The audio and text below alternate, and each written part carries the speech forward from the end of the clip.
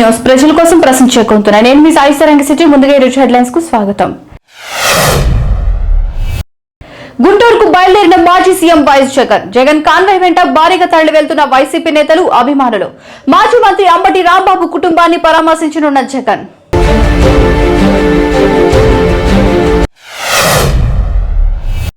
రాజమండ్రి దివాన్ చెరువు దగ్గరలో కనిపించిన పులి. ఎస్వీపీసీ ఫంక్షన్ హాల్ ఎదురుగా తోటలోకి వెళ్లిన పులి. హైవేపై వాహనదారులను అప్రమత్తం చేసిన అధికారులు. పెద్ద పులి సంచారంతో స్థానికుల్లో భయాందోళన.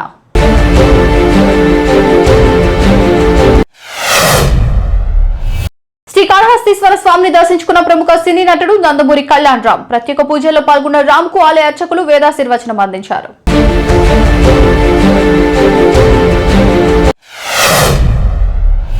వారం రోజులుగా పనిచేయని ట్రాఫిక్ సిగ్నల్. హైదరాబాద్ మైలార్దేవపల్లి ప్రాంతంలోని దుర్గానగర్ వద్ద గత వారం రోజులుగా పనిచేయని ట్రాఫిక్ సిగ్నల్. ట్రాఫిక్ జామ్ వల్ల ఇబ్బందులకు గురవుతున్న వాహనదారులు.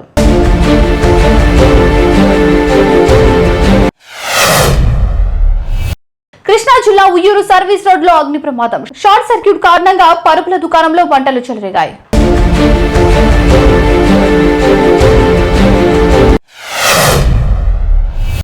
పూరిలోని జగన్నాథ్ ఆలయాన్ని సందర్శించిన ప్రత్యేక పూజలు చేసిన రాష్ట్రపతి ద్రౌపది ముర్ము.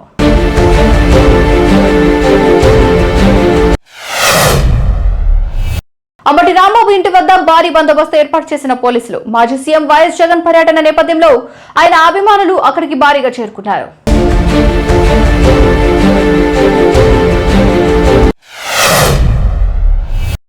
భారతదేశం అందించిన గొప్ప ఆతిథ్యం. 2026 టీ20 ప్రపంచ కప్ కోసం బెంగళూరులో తిలకం మరియు కండువాలతో లభించిన ఘన స్వాగతాన్ని అందుకుంటున్న నమీబియా క్రికెట్ జట్టు.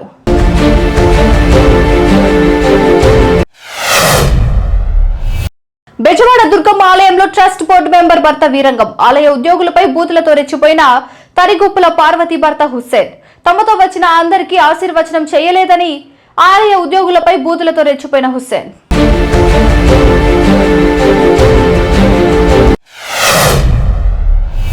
గడ్డకట్టిన నయగారా జలపాతం. అద్భుతమైన మంచు లోకంగా మారిపోయిన ఉత్తర అమెరికాలోని ప్రసిద్ధ నయగారా జలపాతం. మంచుతో కప్పబడి దర్శనమిస్తూ ఆకర్షిస్తున్న నయగారా.